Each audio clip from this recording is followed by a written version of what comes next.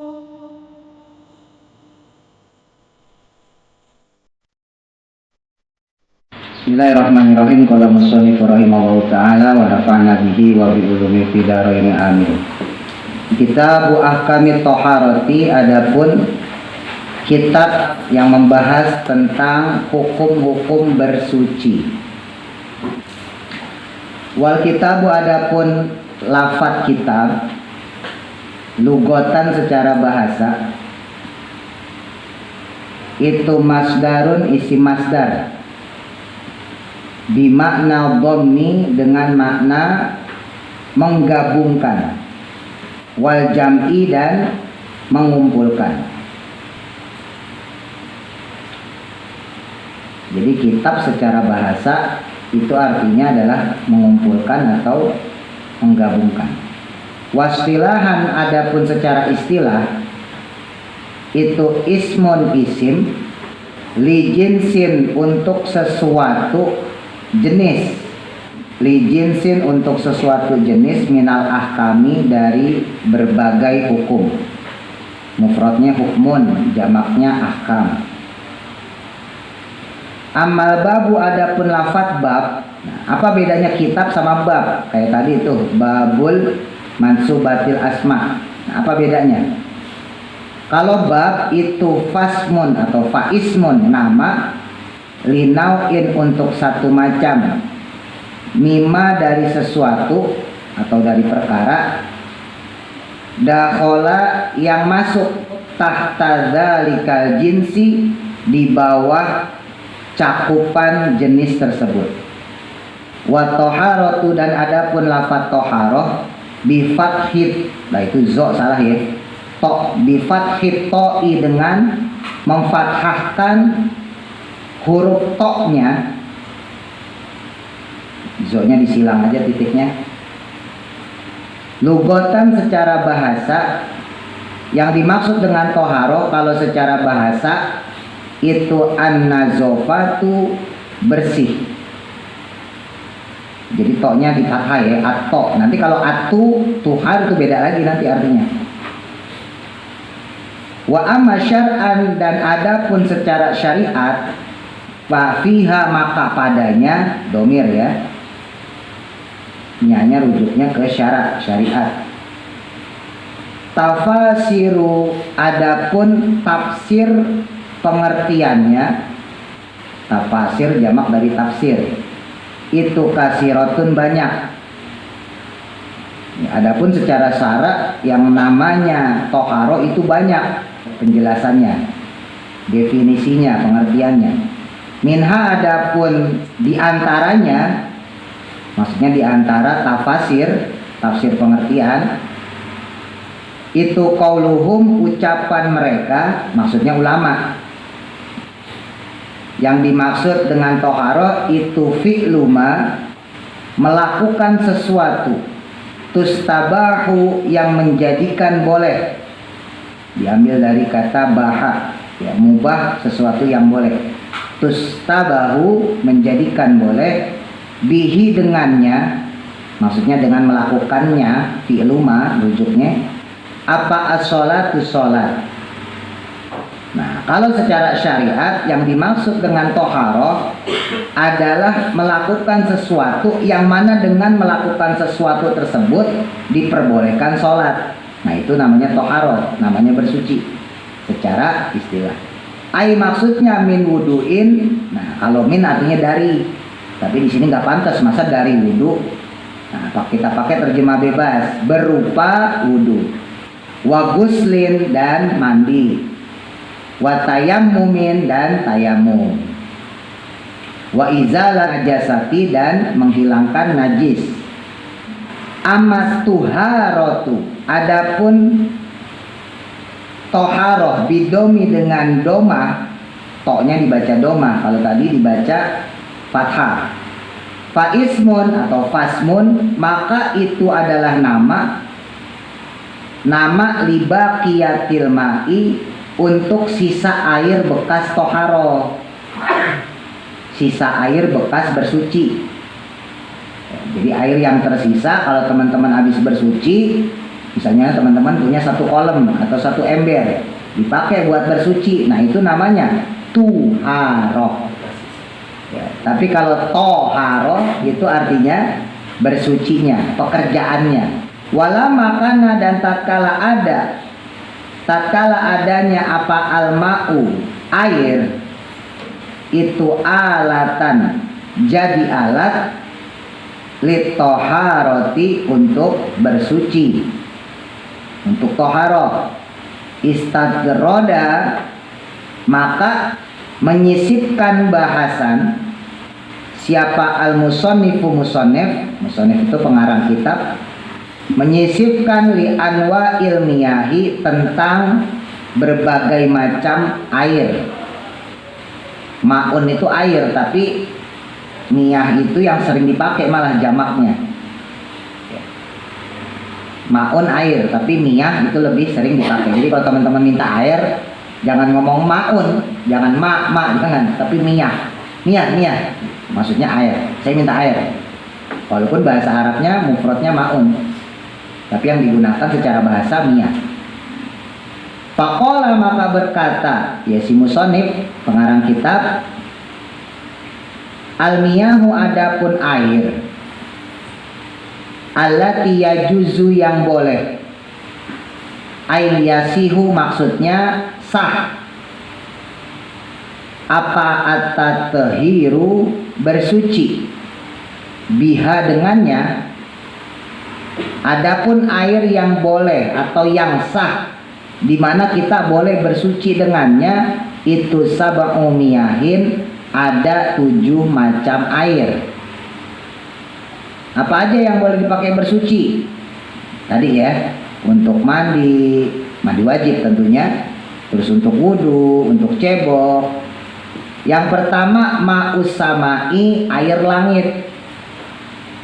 Maksudnya air an-nazili, air yang turun, minha dari langit. Wahua adapun air tersebut, titik 3 aja kalau tersebut titik 3, itu al-matoru, air hujan. Mau ngomong air hujannya ribet ya. Air hujan, tapi ya namanya bahasa, justru keindahannya di situ.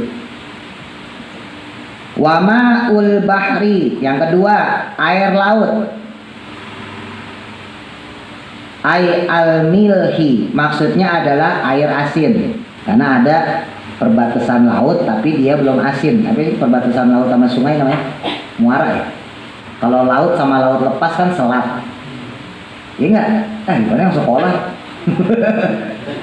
Antara sungai sama laut namanya apa ya? Nah, itu kan belum asin maksudnya. Udah gini gitu dah. Ya, intinya belum asin. Tapi kalau yang udah lautnya itu asin. Tapi ya sungai juga suci. Yang ketiga wama'un nahri, air sungai. Air maksudnya al-hulwi, air tawar. Wama'ul bi'ri, dan air sumur, air sumber, terekan tuh kalau yang di kampung. Wama'ul aini, dan mata air. Hati-hati jangan dibalik, air mata lagi. Wama'ul salji, dan air salju. Wama'ul barodi, dan air embun. Ada berapa tadi? 7 ya. Nah, apa aja tadi? Air hujan.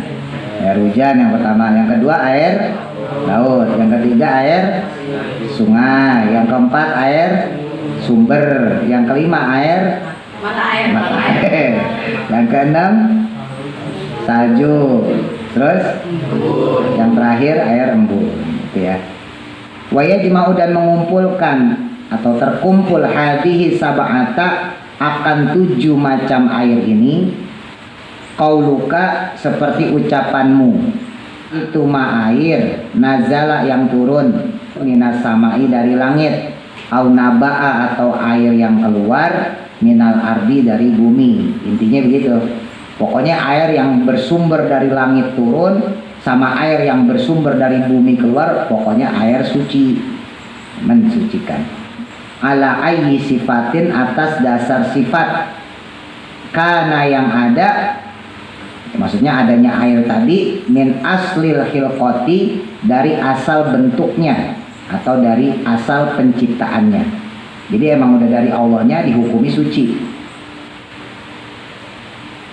Summal miyahu, adapun kemudian berbagai air itu tanqosimu terbagi ala arbaati aqsamin atas 4 bagian atau 4 pembagian.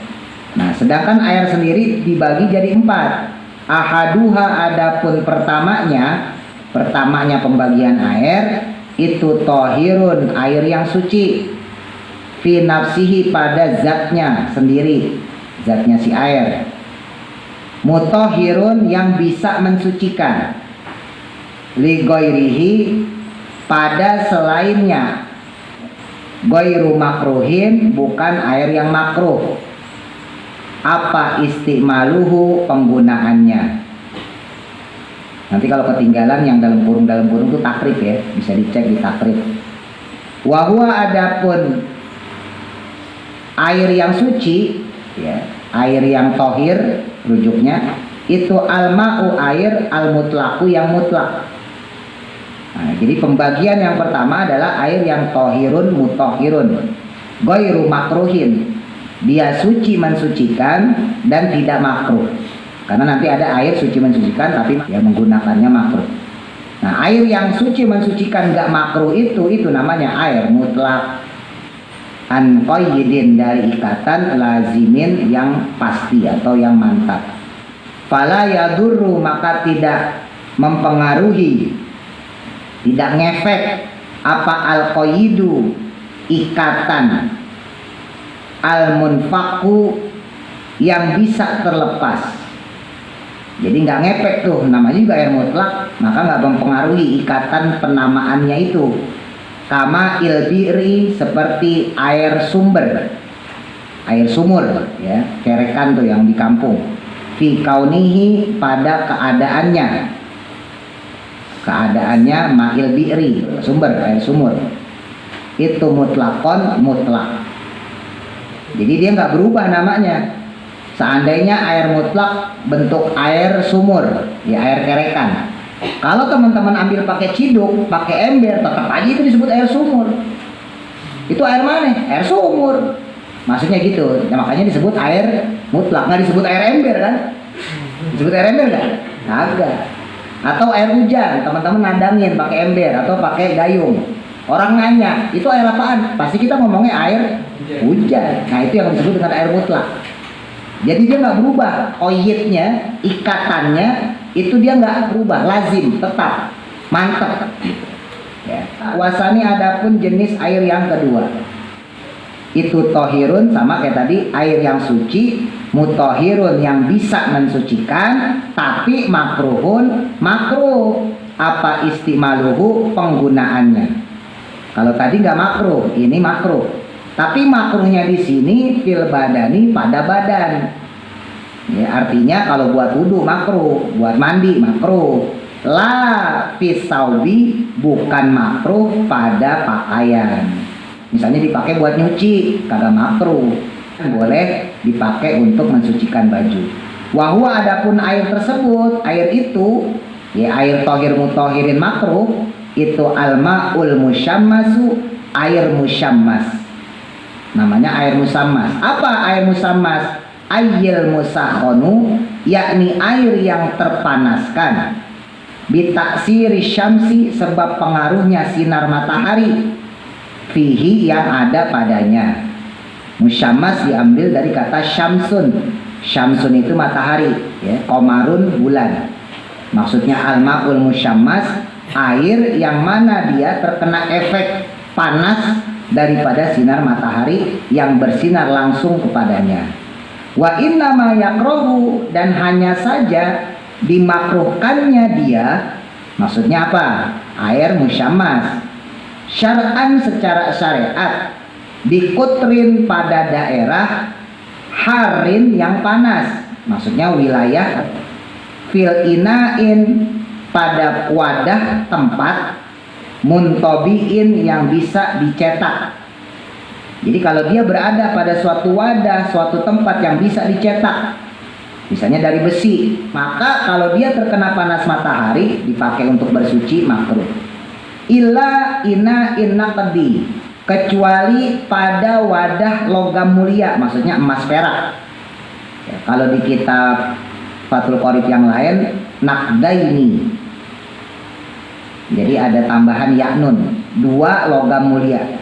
Takutnya nanti teman-teman punya kitab Fathul Qorib yang lain, walaupun kemungkinannya kecil ya. Nah, saya punya Fathul Qorib itu 3, yang 4 yang punya bekas pesantren 4. Nah itu teksnya saya cek naqdaini, bukan naqdin. Kalau di sini naqdin. Kalau naqdin logam mulia doang 1, tapi kalau naqdaini berarti tasniah. Nanti kalau teman-teman punya yang lain mungkin teksnya naqdaini. 2 logam mulia, maksudnya perak emas. Kenapa? Kok kalau wadahnya perak, wadahnya emas, dia nggak disebut musyammas tuh air? Karena lisofa ijauharihima, murni alaminya keduanya. Maksudnya nggak berkarat, ya, karena dia logam mulia. Jadi wadah kalau dia ditaruh air di situ, wadah itu terbuat dari emas atau perak. Emas perak itu kan nggak karatan, makanya nggak mungkin air tersebut jadi panas. Ya itu kehebatan wadah emas sama wadah perak. Beda kalau wadahnya dari besi atau dari kolom batu maksudnya gitu ya. Nah itu musyammas. Tapi kalau wadahnya terbuat dari emas atau terbuat dari perak ya, logam mulia, maka air tersebut nggak bisa dikategorikan musyammas walaupun terkena panas matahari, gitu ya. Nah ini yang nggak dibahas di takrib, ini di sini dibahas. Wa idza baruda, dan ketika jadi dingin. Nah sekarang kalau air di kolom tadi atau di wadah besi katakan dia dingin, zalat maka hilanglah apa al-karohatu, hukum makruhnya. Hilang hukum makruhnya kalau udah jadi dingin. Wahtaro, namun lebih memilih siapa An-Nawawi, Imam An-Nawawi, ada mal karohati, ketiadaan hukum makruhnya, ya, mutlakon secara mutlak. Dalam mazhab kita Syafi'i kita didominasi 3 imam, Imam An-Nawawi, Imam Ar-Rafi'i. Tapi seringkali 2 imam ini berbeda pendapat. Ya, makanya ada imam besar kita Abu Zakaria Al-Ansori, imam besar dalam mazhab Syafi'i. Nah, jadi imam besar kita, Syekhul Islam kita itu adalah Imam Abu Zakaria Al-Ansori, karena kita mazhabnya mazhab Syafi'i. Nah makanya jangan sering-sering ngutip Imam Ibnu Taimiyah, itu beda mazhab. Ya, kalau kita yang Syafi'i adalah Abu Zakaria Al-Ansori. Saya beri contoh gini, Imam Nawawi itu kalau kita sholat sami Allahu liman hamidah itu menganjurkan tangan kada sedekap. Sami Allahu liman hamidah, tangan di samping aja udah. Tapi kalau Imam Rafi'i menganjurkan disedekepin. Barangkali ntar teman-teman ngelihat ya, ada orang sholatnya sedekap, itidal, bukan berdiri biasa, bukan baca Fatihah, bukan. Sami Allahu liman hamidah ketika itidal, sedekap. Itu mazhab Syafi'i. Tapi riwayatnya Imam Rafi'i. Gitu. Kalau yang umum kita pakai, saya pun pakai yang nggak pakai Imam Rafi'i, saya pakai Imam Nawawi, tangan ditaruh di samping paha. Gitu. Tapi tadi juga saya kalau tua-tua saya pakai Imam Rafi'i, gantian gitu ya, biar nggak berantem ntar di akhirat. Jadi kita ngikut dua-duanya gitu. Nah, Imam Abu Zakaria Al-Ansori itu ngambil jalan tengah. Kalau untuk sholat wajib pakai yang kaulnya Imam An-Nawawi, yaitu tangan tidak diletakkan untuk sedekap. Jadi sami Allah liman hamidah, tangan taruh di samping aja.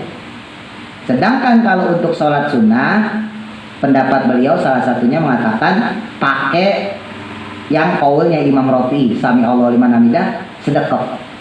Untuk membedakan mana sholat sunnah, mana sholat wajib. Jadi andai kata ada orang datang mau pengen jadi makmum media nih, oh ini orang sholat apa nih, wajib apa sunnah, bisa dilihat dari ketika dia iktidal. Oh dia sedekap berarti lagi sholat sunnah, jadi kita sholat sendiri, walaupun sah ya, walaupun secara fikih andai kata kita ikut dia pun tetap sah selama sholatnya sama secara tata cara ya, secara kaifiyah sama, kecuali orangnya sholat jenazah.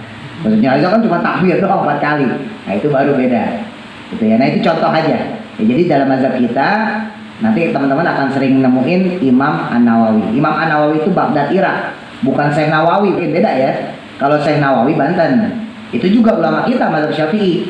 Tapi kalau Syekh Nawawi baru kemarin, masih zaman perang ibaratnya kemarin. Tapi kalau Imam Nawawi itu jauh. Ya, jadi ada Imam Nawawi, ada Syekh Nawawi. Kalau Imam An-Nawawi itu Baghdad, orang Irak. Kalau Syekh Nawawi itu orang Banten, beda. Ya, tapi sama-sama alimnya, sama-sama pinternya. Makanya ketika Syekh Nawawi hadir, itu ulama-ulama saat itu mengatakan wah ini Imam New An-Nawawi. Gitu. Karena emang keilmuannya luar biasa, hampir sama dengan Imam Nawawi. Apa ribuan hadis. Imam Nawawi itu apa ribuan hadis. Kitab mana yang nggak disyarahkan oleh Imam An-Nawawi? Kalau teman-teman nanti belajar lebih dalam lagi dari kitab tentang Quran, tentang tauhid, tentang fikih, tentang hadis, tentang muamalah, tentang akidah, tentang tasawuf, hampir semua fan ilmu itu Imam An-Nawawi mengarang. Itu hebatnya Imam Nawawi. Nah, Imam An-Nawawi pendapatnya beda. Kalau beliau mengatakan nggak ada hukum makruh secara mutlak. Artinya sekalipun kena air panas tuh tetap boleh dipakai buat bersuci, kagak makruh, udah pakai aja. Gitu. Paham maksudnya ya? Nah, memang kalau kita buka kitab-kitab yang lebih kepada fikih hakikat, bukan fikih syariat ya. Ini kita belajar fikih syariat. Ada fikih hakikat nanti. Fikih hakikat itu yang berkaitan lebih kepada adab, lebih kepada intisari ibadah.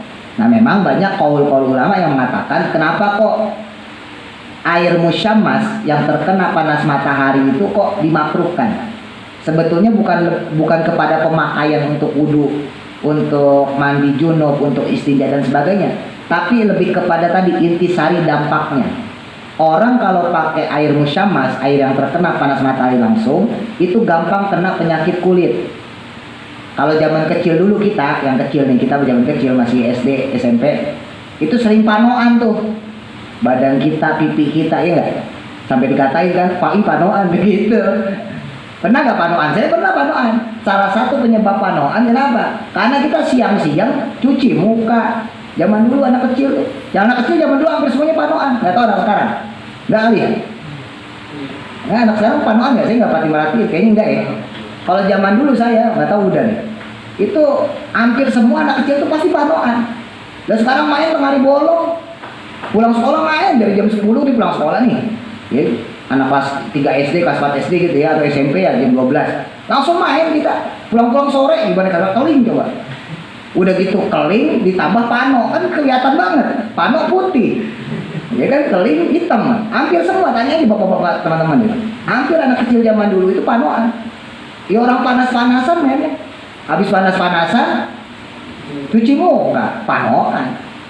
Itu salah satu contoh kecil aja ya. Makanya kenapa air musyammas itu dimakruhkan? Tidak haram ya, kalau haram berarti nggak boleh. Dimakruhkan karena punya dampak efek kepada kulit. Nah makanya Imam An-Nawawi ya udah gak ngaruh. Ini kan bukan masalah kulit. Ini masalah untuk bersuci dalam rangka ibadah.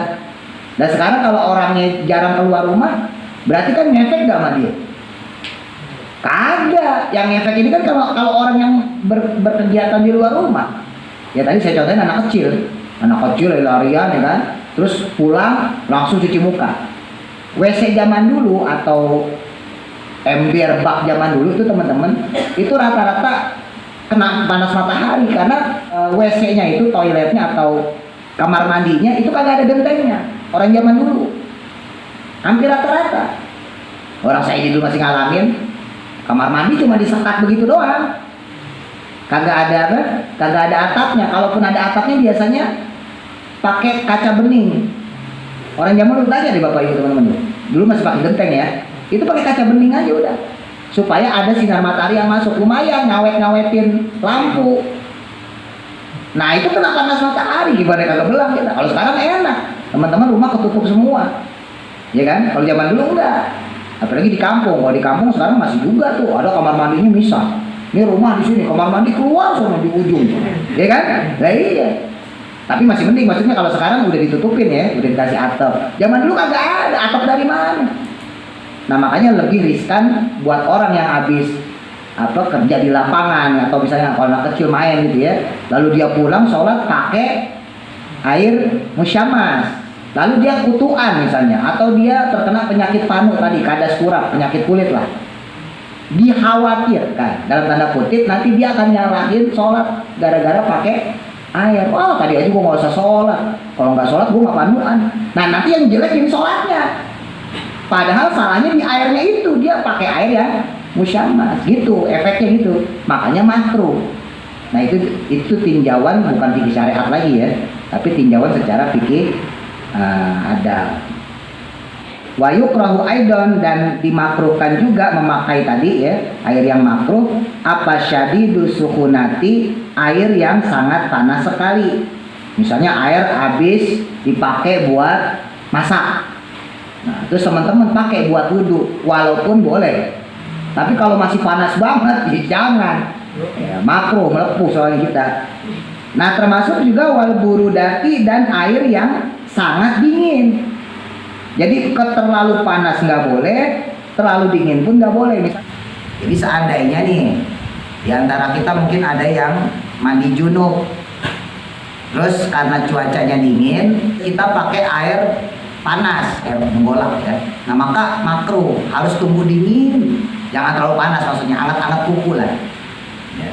Ini khusus untuk bersuci ya. Kalau untuk hari biasa nggak masalah. Misal Mas Andi pulang kerja, wah pengen mandi air hangat deh, kok masih kepanasan, ya nggak apa-apa, kali sakti gitu kan, air menggolak jadi limbat. Tapi kalau untuk junub, berarti kalau junub kan hadas ya. Jadi yang dimaksud di sini kita bahasnya untuk hadas kecil atau hadas besar. Hadas kecil ya berarti wudhu, hadas besar berarti mandi junub. Ya termasuk kalau perempuan haid. Nah, maka dimakruhkan, tidak haram ya, dimakruhkan menggunakan air yang sangat panas atau yang sangat dingin. Cuaca lagi dingin banget nih, wah saya pengen mandi junub. Ya udah, air di ember dipakein batu es. Wah, es kristal ya kan, beli balok es, kan masukin blok. Nah, maka makruh terlalu dingin. Titik. Wal qismu, dan adapun pembagian atau jenis air asalisu yang ketiga itu tohirun, air yang suci, fi nafsihi, pada zatnya sendiri atau dirinya sendiri, ghairu mutahhirin, namun tidak bisa mensucikan, li ghairihi, pada selainnya. Airnya suci tapi nggak bisa dipakai buat bersuci. Air apa tuh? Wa huwa, adapun air tersebut ya, air yang tohir tapi ghairu mutahhir, itu alma'u, air al musta'malu, yang telah terpakai, air mustakmal. Nah, apa sih yang dimaksud dengan air mustakmal? Yaitu air fi rafi hadasin, yang digunakan untuk menghilangkan hadas, baik hadas kecil maupun hadas besar. Jadi kalau air tersebut udah dipakai buat wudhu, mandi junub, maka air itu mustakmal. Au izalatin najasin, atau untuk menghilangkan najis. Illam yataghayyar, jika tidak berubah. Kalau berubah maksudnya kena najis ya berarti jadi air najis. Walam yazid, dan tidak bertambah apa waznuhu, wazan itu timbangan, apa waznuhu, timbangannya atau ukurannya, kuantiti airnya nggak bertambah.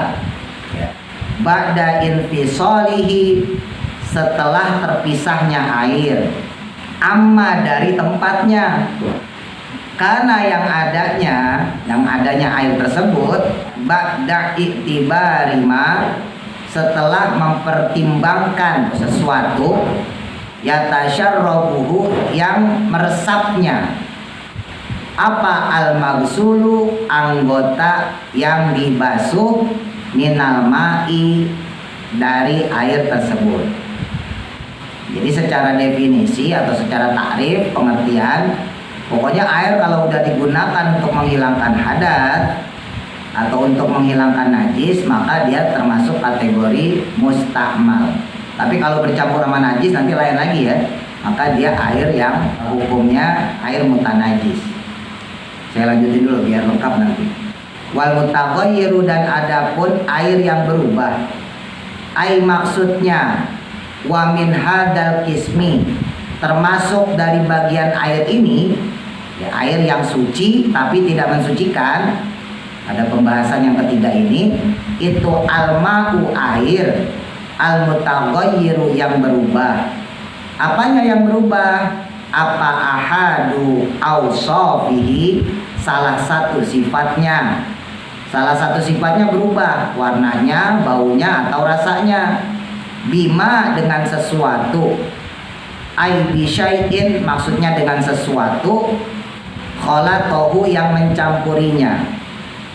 Tapi perkara atau sesuatu yang mencampurinya itu minatohiroti, berupa sesuatu yang suci.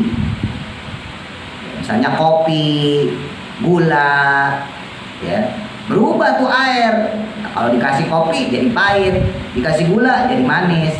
Tapi kopi sendiri, gula sendiri suci. Taghayyiran, dengan perubahan. Taghayyiran, dengan perubahan. Yamna'u, yang mencegah.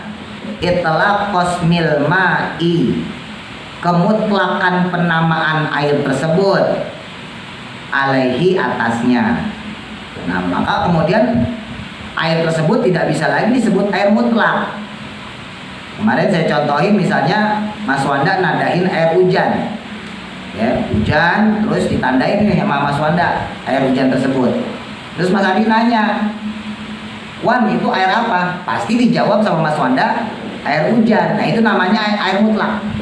Walaupun tuh air ada di ember, Mas Wanda nggak bakal jawab air ember Mas Andi. Walaupun itu berada di ember, itu disebut air mutlak. Atau misalnya Om Miki ngambil air dari sungai, seret. Terus ditanya sama udah, Om Miki itu air apaan? Pasti Om Miki jawab itu air sungai, walaupun udah di ember. Paham ya? Nah, itu namanya air mutlak. Nah, saya beri contoh sekarang, kita masukin ke air yang mutaghayyir, yang berubah. Tapi dia tohir, suci. Namun ghairu mutahhir, dia tidak bisa mensucikan. Tadi misalnya Mas Wanda jangan pakai ember deh, pakai gelas. Nadahin tuh air hujan pakai gelas. Seret. Ditanya sama Mas Andi, air apa tuan? Air hujan. Nggak berubah ya namanya ya, tetap disebut air hujan, nggak disebut air gelas. Ya nggak? Air hujan. Dibawa masuk sama Mas Wanda, dicampur pakai sirup. Udah iseng aja ya hujan pakai sirup, ya kan? Nah, diubah, aduk, seret. Ditanya lagi sama Mas Andi, Wan, itu air apaan? Masih jawab air hujan nggak? Enggak, jadi apa? Air sirup. Berubah kemutlakan namanya. Paham nggak? Nah, makanya disebut air hujan, air sungai, apalagi kemarin itu air embun, air salju, sumber, air mata air, air laut. Nah, itu termasuk air mutlak yang dia nggak berubah namanya. Nah, itu yang dihukumi sucikan. Tapi kalau sudah berubah, kayak tadi misalnya udah dimasukin sirup, nah maka kemutlakan nama aja udah berubah. Apalagi si air itu sendiri. Nah, maka air tersebut suci, boleh dipakai minum, tapi ghairu mutahhir, nggak bisa dipakai untuk bersuci. Paham ya? Nanti saya jelasin yang mustakmal ntar di bawahnya ada. Fa innahu, maka sesungguhnya air yang tersebut itu tohirun, suci, ghairu tohurin, namun tidak bisa mensucikan. Hisiyan, kana, baik tanpa adanya apa at-taghayyuru, perubahannya, au takdiriyan, atau halnya secara perkiraan. Baik berubahnya secara tampak, wujudnya berubah, atau secara perkiraan. Tapi nanti kitab hasyiahnya khilafiyah teman-teman, nanti saya sampaikan lah ya, ntar di belakang aja. Kita terusin dulu.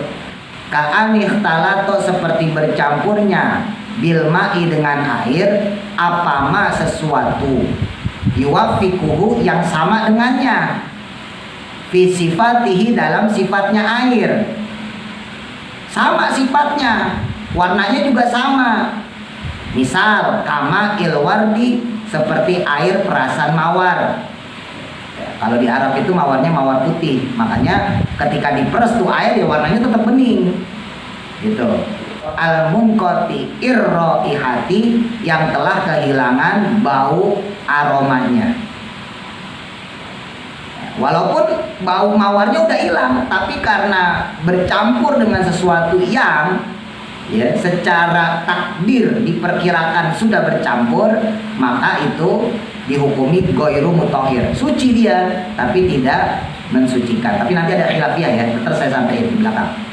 Wal ma'u, adapun air, al musta'malu yang disebut mustakmal, fa in lam yamna, jika tidak menghilang itlaq qasmil ma'i, akan kemutlakan penamaan air tersebut, alaihi, atasnya, bi an kana taghayyuruhu, dengan sebab adanya perubahannya air, bitohiri, dengan sesuatu yang suci, yasiron, yang hanya sedikit, au bima, atau dengan sesuatu, yuwafiku, yang menyamakan atau menyamai, ya sama, alma'a, akan air, fi sifatihi, dalam segi sifat-sifatnya, wa qaddira, dan diperkirakan, mukhalifan, akan perubahannya. Bisa juga dia cocok secara sifat, atau dikira-kira aja ini udah berubah. Walam yughayyiruhu, namun tidak merubahnya, kelihatan nggak berubah tuh air. Fala yuslabu, maka tidaklah rusak air tersebut, apa tohuriyatuhu, sifat suci mensucikannya. Kalau benar-benar air tersebut dipastikan secara sifat atau ditakdirkan, diperkirakan, ya, hanya sekiranya berubah, maka air tersebut walaupun mustakmal, hukumnya suci, tetap mensucikan, artinya masih boleh dipakai. Teman-teman bakal timbul banyak pertanyaan nih kalau di Fathul Qorib, karena udah naik tingkat ya. Fahuwa, maka adapun air tersebut itu mutahhirun, bisa mensucikan, li ghairihi, pada lainnya. Nah, makanya air tersebut bisa digunakan untuk mensucikan yang lainnya. Waqtaroza, adapun dengan mengambil, biqaulihi, dengan qaulnya musannif, pengarang kitab Imam Abu Syuja, kholatohu, dengan lafadz kholatohu yang tadi itu di atas tuh, kholatohu minat tohiroti, yang dalam kurung, anit tohiri, dari sesuatu yang suci, al mujawiri, yang berdampingan, lahu, pada air tersebut. Fa'innahu, maka sesungguhnya air tersebut itu bakin, tetap, ala tohuriyatihi, atas sifat mensucikannya. Walau kana, walaupun keadaan air, apa ataghayyuru, perubahannya itu kasiron, banyak, walaupun perubahannya banyak, tapi karena bercampurnya membuat dia dalam sifatnya tidak berubah, ya, dalam artian warna, rasa, baunya, maka air tersebut tetap disebut hukumnya suci mensucikan, tidak mustakmal. Ini penjabarannya lebih lengkap dari takrib, ya, wajar, kalau takrib kan mantan. Wakada, dan demikian pula atau begitu juga, apa al-mutaghayyiru, air yang berubah, bimukhalitin, dengan sesuatu yang merubah, la yastaghni, yang tidak bisa menghindar. Ada sesuatu yang merubah air tersebut, di mana air itu gak bakal bisa menghindar. Apa al-ma'u, air tersebut, anhu, darinya, dari sesuatu yang merubah itu, katinin, seperti lumpur, watuh labin, dan lumut. Nah, dia ngerubah, tapi emang udah dasar kolamnya itu lumutan, misalnya gitu ya. Atau dalam satu wadah dalamnya emang ada lumpurnya, karena air tersebut diambil dari sumur.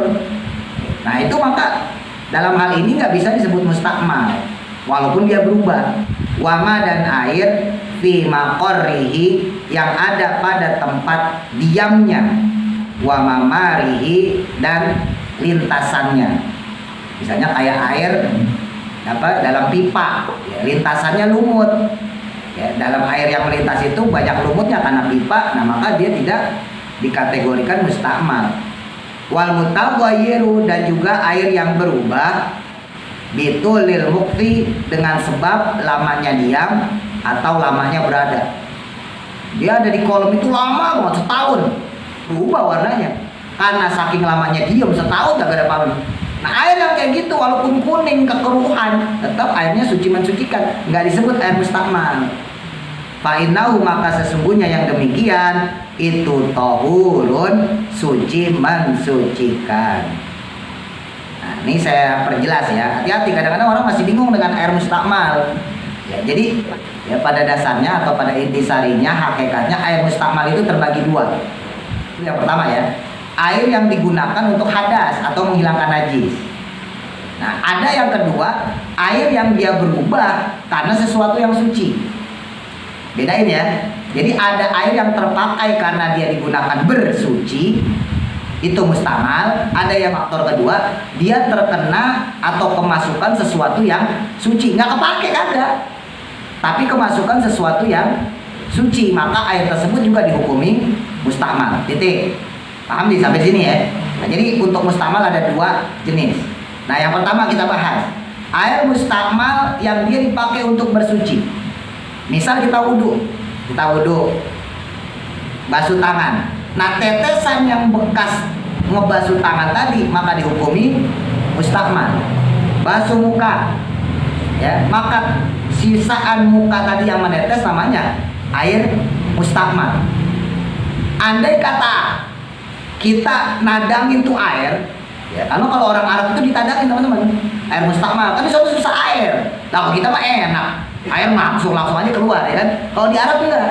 Ini ada wadah satu, terus di bawahnya dikasih wadah lagi untuk nadangin sisa air mustakmal tadi. Gunanya apa? Ya macam-macam, untuk nyuci baju, untuk minum. Saking keterbatasan air, ingat ya, filosofi historis gitu. Saking keterbatasan air, kita mah gak kepikiran begitu. Wah, air Indonesia apalagi turah-turah kan banyak. Makanya kita nggak mewadahkan, nggak. Tapi kalau Arab enggak, apalagi zaman Nabi dulu. Ya, air itu dibatasin, sampai sekarang pun orang Arab dibatasin.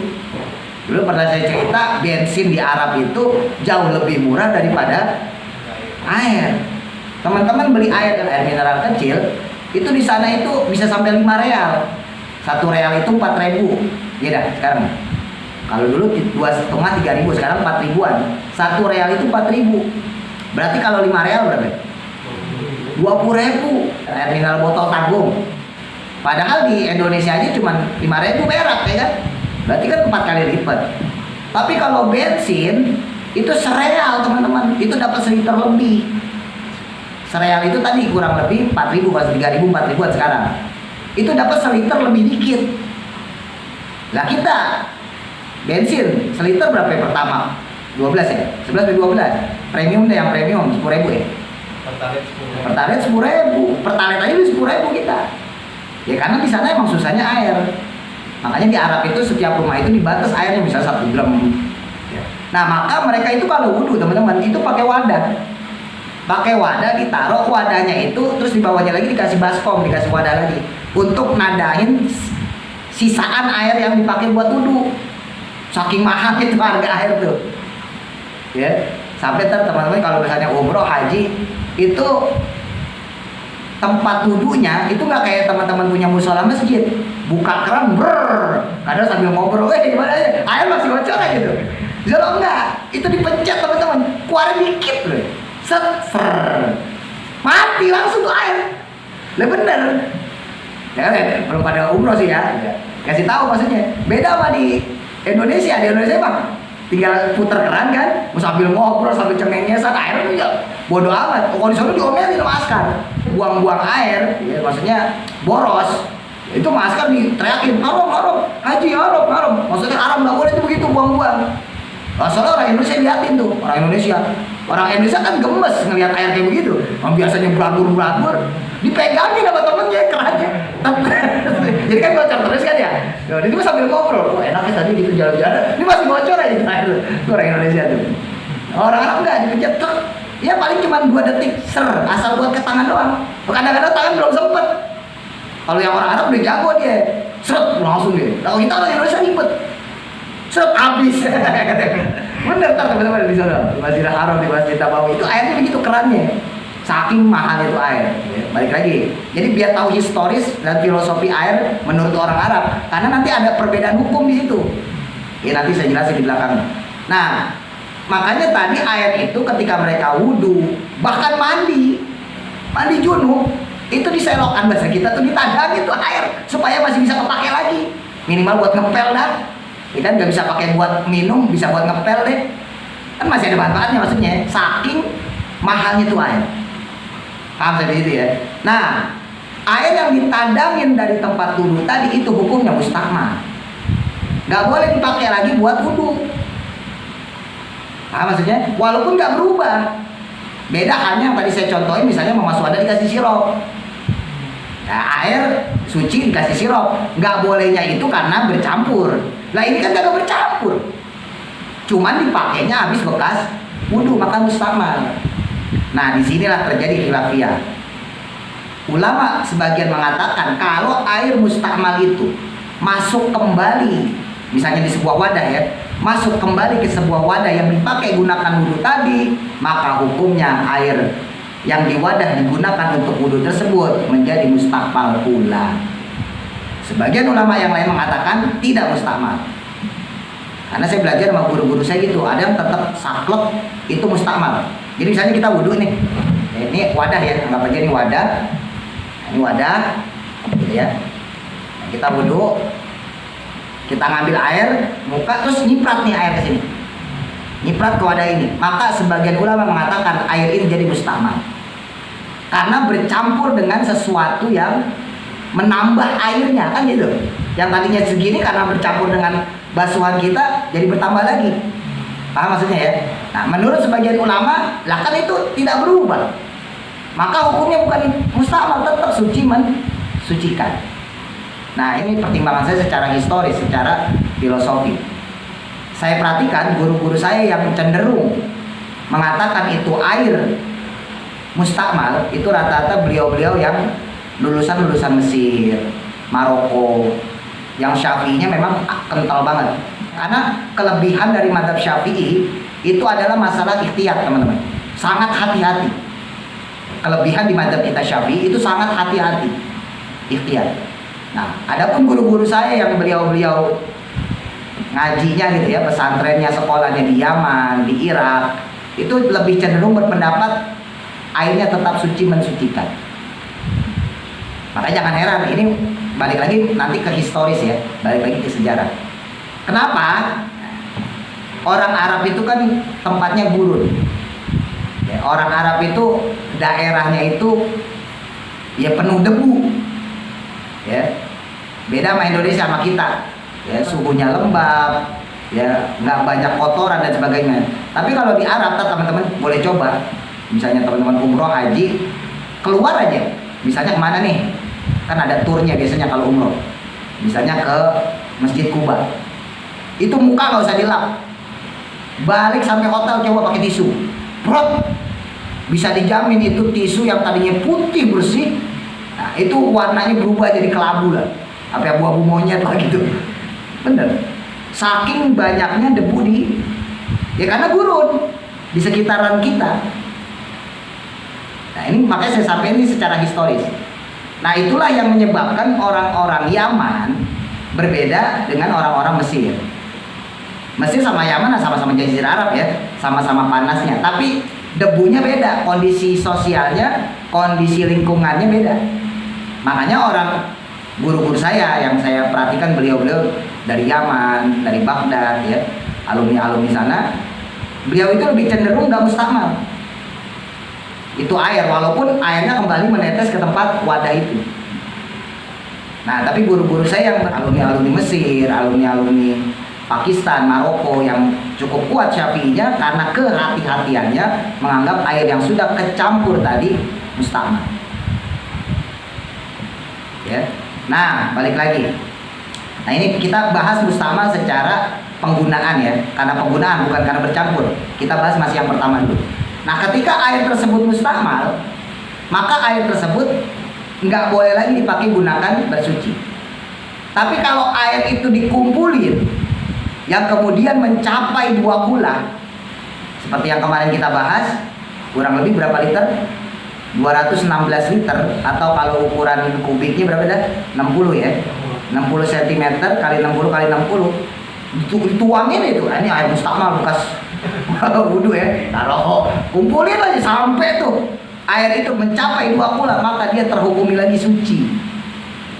Nah inilah yang menyebabkan alasan tadi saya sampaikan, ulama-ulama Yaman, ulama Baghdad dan sebagainya itu lebih cenderung air itu nggak mustakmal.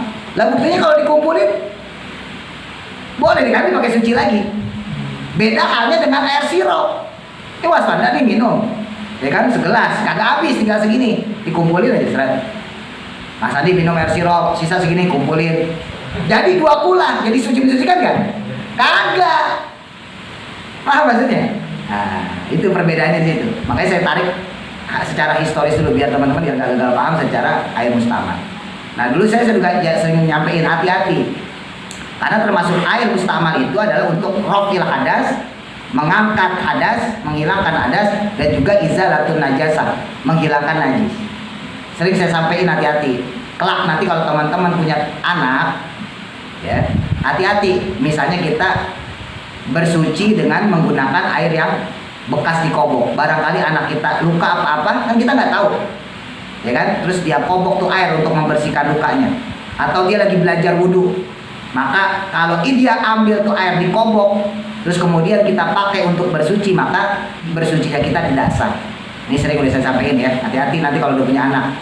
Ya, Mas Andi udah punya nih, hati-hati. Kalau masih setahun belum bisa masuk kamar mandi, Om Miki masih ditemenin. Tapi ntar kalau udah mulai gede, hati-hati. Ya, nah ini saya ingetin dari jauh-jauh hari.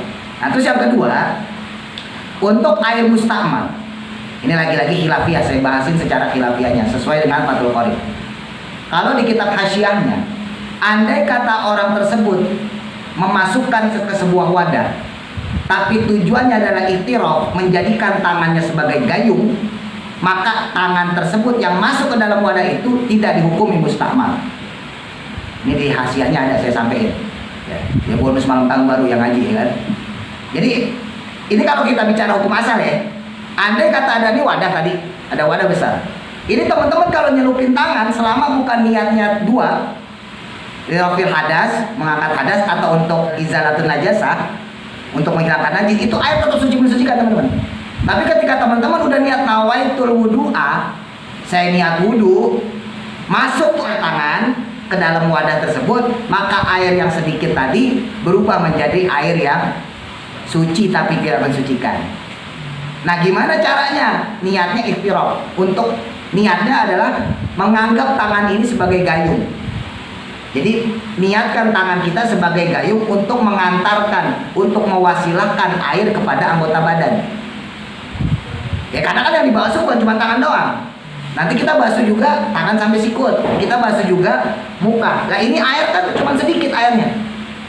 Kalau hukum air yang sedikit sebetulnya ini mustakmal tuh air. Paham kan maksudnya? Nah jadi sebetulnya kalau andai kata nih kita punya air seember, sedikit ya, kita nggak ngomong air banyak. Air 2 kula mah nggak masalah, mau dikobok, mau nyebur juga nggak masalah, ya kan? Ini masalah air sedikit. Kalau airnya cuma seember, kalau teman-teman ambil wudhu masukin tuh tangan, itu jadi mustakmal tuh air. Karena sudah niat nawaitul wudhu rafil hadasil, untuk mengangkat hadas. Beda halnya kalau teman-teman nggak niatin ngangkat hadas. Misal iseng doang nih, ya kan? Masuk ke dalam rumah, ya kan, kita punya kolam tapi nggak 2 kula, terus kita kobok, terus kita nyuci muka, bukan untuk niat hadas, untuk ngangkat hadas bukan, maka itu tetap suci mensucikan. Paham ya? Bisa bedain ya. Tapi ketika kita sudah meniat untuk ngangkat najis atau ngangkat hadas, lalu kita tidak meniatkan tangan kita sebagai gayung, sebagai wasilah pengantar air ke tangan, maka hukum air tersebut menjadi mustakmal.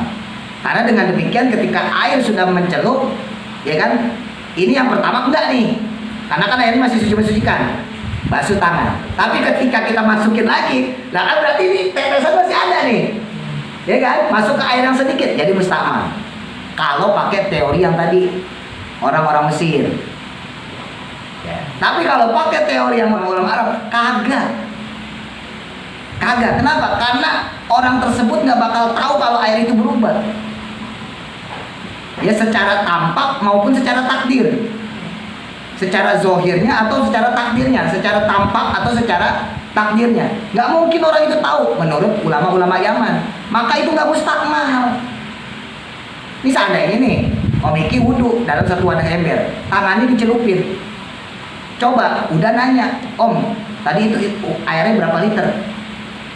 Oh saya kayaknya itu 4 liter dah seember itu. Terus habis wudhu ditanya lagi, itu berapa Om? Ya kagak tahu, jelasnya kagak tahu. Karena yang dipakai cuma buat wudhu. Makanya karena dia tidak berubah secara takarannya, kalaupun berubah kita nggak tahu, maka itu tidak dihukumi mustamal. Nah ini mohon maaf ya, kadang-kadang orang terjadi perdebatan di situ. Kenapa? Karena memang berdasarkan guru yang berbeda. Itu sampai botak sariwan nggak bakal nyampe, nggak bakal sama. Ini saya kasih tahu.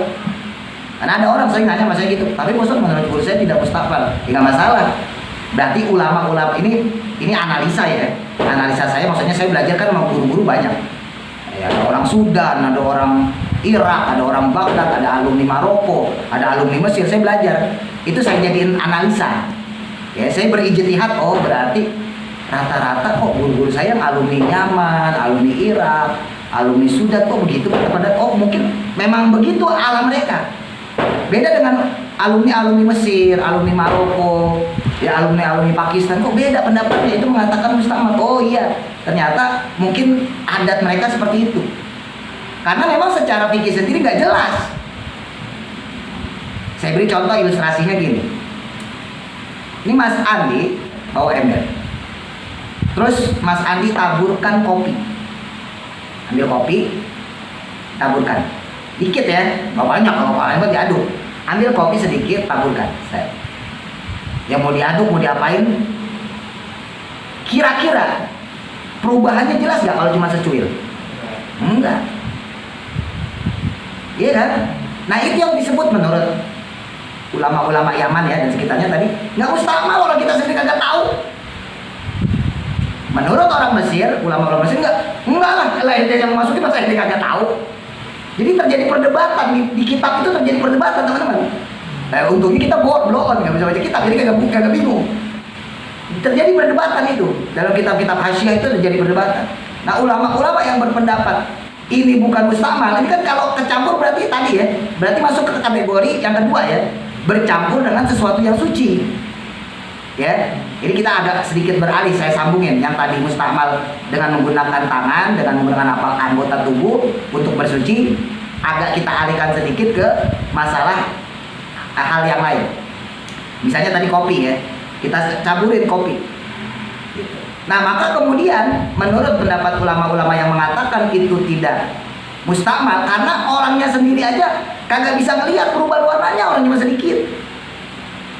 Ya kan? Tapi menurut ulama-ulama yang mengatakan itu tetap mustahmal, karena hakikatnya tetap bertambah, wazinnya tetap bertambah, timbangannya, ukurannya tetap bertambah. Coba aja ditimbang, saking hati-hatinya tuh ulama gitu loh. Paham nggak? Nah, ulama-ulama yang bilang itu nggak mustahmal nggak terima. Ya udah gini aja dah sekarang. Ini saya model buat diskusi ya, maksudnya biar gampang teman-teman nyerna. Ya udahlah, ulama ini kemudian ngomong, ente panggil orang terus tanya apakah air itu berubah apa enggak. Nah ini Mas Andi nih tadi udah bawa air, udah ditaburin kopi. Kan yang tahu itu ada kopinya Mas Andi doang, ya kan? Sekarang ditanya sama Wanda, Mas Wanda, nih lihat air apa Mas Wanda? Kira-kira kecampuran apa? Mas Wanda yang mau make itu nggak bakal tahu, orang dikit banget. Beda kalau seplastik ya, wah air kopi Mas ya kan? Nah ini kan cuma segini doang. Yang tahu itu air mustahmal berarti cuman Mas Andi, karena dia sendiri yang menaburkan. Sementara Mas Wanda kagak tahu, maka menurut Mas Wanda itu hukumnya nggak mustahmal. Begitu loh perdebatan ulama loh. Terus gimana yang benar? Ya udah kondisional dah. Selama kita masih bisa ikhtiyat, biasanya hukum kita berusaha untuk memaksimalkan itu, memastikan itu suci mensucikan. Tapi kalau emang kondisinya darurat, ya udah kita usul-usul saja bahwa itu air suci mensucikan. Makanya tadi diperjelas di sini, misalnya kayak ada satu wadah, ada ember di situ. Nih kita misalnya berkunjung satu masjid, ke masjid nggak pernah kepake, kita sholat di situ, terus kita wudhu di situ, ngambil dari sumur, seret, ya kan, wudhu, seret.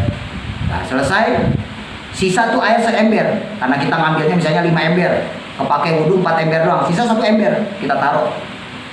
Selesai kita sholat, pulang kita. Setahun kemudian kita datang ke masjid, masih ada tuh air yang di ember itu.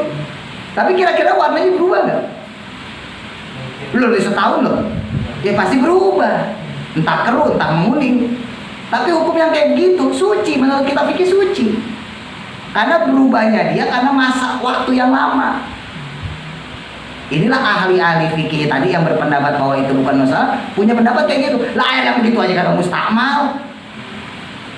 Kan? Air yang kayak gitu aja mustakmal, masa yang cuman ketempelan begitu kecipratan wudhu dong mustakmal sih? Nah itu udah berubah loh, kuning aja gak mustakmal secara fikih, dan itu disepakati ulama kalau itu. Mau yang nganggap itu air mustakmal atau tidak, ketika ada ember berisi wadah air atau ada satu pipa di situ ada lumut segala macam yang merubah air di dalamnya, itu ulama sepakat itu suci, mensucikan. Lah kalau yang itu aja suci mensucikan, masa cuma kecipratan wudhu, air wudhu dong mustakmal sih? Paham ada saja? Ya ala kulihal ya, udah kembali ke masing-masing. Itu sebetulnya belum ke mazhab teman-teman, itu masih Syafi'i. Ntar kalau mazhab Hanafi lebih enak lagi. Nah pokoknya air kagak ada mustakmal selama itu dia belum berubah warnanya, rasanya, baunya. Nah, kalau Hanafi lebih kompleks lagi, lebih umum lagi, udah bebas lah pokoknya. Pokoknya kalau airnya kayak gini, mau diminum, mau dicobok-obok, mau diludahin, selama itu air masih tidak berubah warnanya, rasanya, baunya, maka air tersebut suci mensucikan. Kecuali kita habis makan jengkol, nah ngeludah bau jengkol tuh air, ini beda lagi ceritanya. Ini kalau Hanafi ya, kita nggak bicara, ini mazhab kita aja Syafi'i. Di mazhab Syafi'i sendiri aja sudah terjadi perbedaan pendapat. Ya, jadi makanya kalau misalnya kita wudhu, ya kita katakan wudhunya di dalam satu wadah ember, atau kita wudhu pakai keran, makanya berapa kali saya sampaikan untuk supaya ihtiyat ya dalam bentuk kehati-hatian, ya udah nyalain dah kerannya. Nah, kan, tapi masih ada orang yang namanya, Pak Ustadz kan kita ketika nyalain keran, ya kan, terus kita basuh tangan atau kita basuh muka, kemudian pas kita basuh yang lain, habis basuh muka nih misalnya, terus kita nadangin air, itu kan ada proses loh teman-teman. Ini kita basuh muka nih, habis kita basuh muka, terus kita tandangin air, lihat prosesnya, ini air kan netes dari keran nih, terus kemudian kita mau basuh ke kepala, ini pasti nyiprat nih dari sini, ya enggak? Nah, ini ada orang nanya, mustakmal apa kagak? Jawabannya apa coba? Karena sampai ada orang yang dimarahin loh. Terus saya pernah di satu tempat ya, di tempat umum, orang wudhunya kayak apa toh? Kan ada orang yang wudhunya berantakan ya kan? Bus gitu. Terus orangnya sampingnya marah-marah. Weh, kalau wudhu yang bener. Ya mungkin dia ngomongnya alasannya baju gua basah. Bisa jadi dia takut air yang dia pegang juga mustakmal gara-gara kecipratan Mas Andi. Ya kan?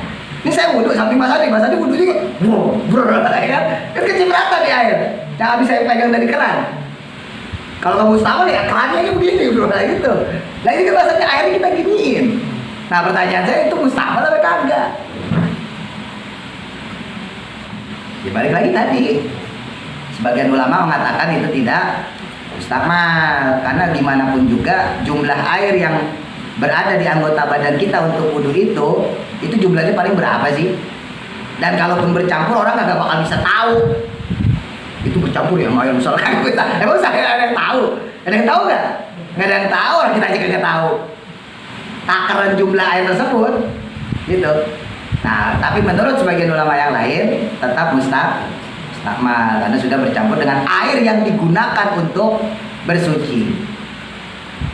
Itu khilafiyah ya, ini Syafi'i ya, bukan mazhab lain, mazhab kita Syafi'i. Jadi mazhab kita sendiri, di mazhab Syafi'i sendiri, itu kaul ulama itu udah ada beda pendapat. Apalagi pakai mazhab Hanafi.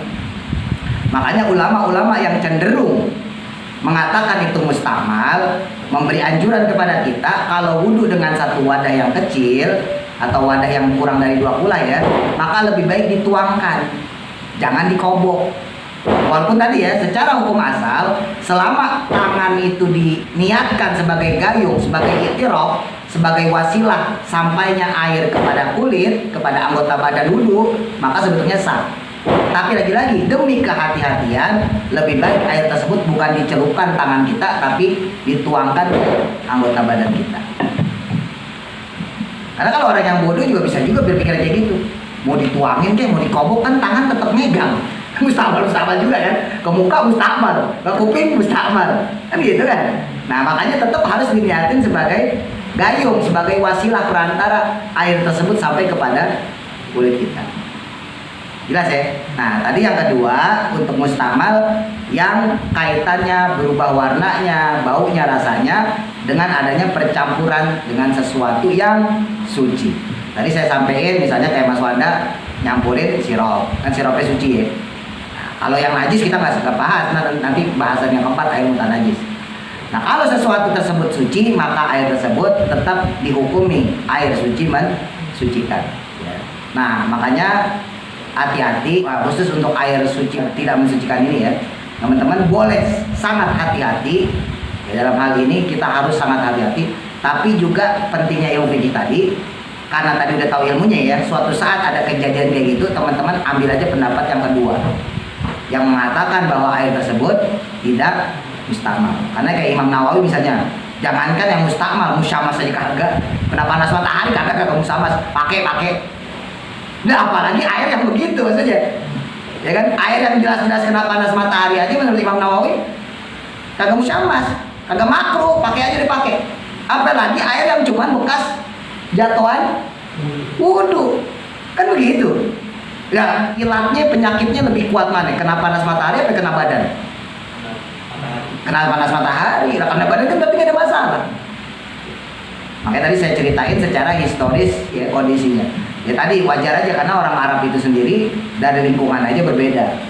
Ya barangkali saking hati-hatinya beliau-beliau itu, khawatirnya namanya di muka kita misalnya nempel sesuatu yang najis gitu kan, atau nempel sesuatu yang tadi kotor dan sebagainya, yang andai kata kita ambil air tersebut kemudian jatuh netes misalnya dari anggota badan kita yang kita pakai buat wudhu, khawatirnya air tersebut jadi berubah secara wazannya, takutnya ukurannya berubah, takutnya timbangannya berubah, saking hati-hatinya.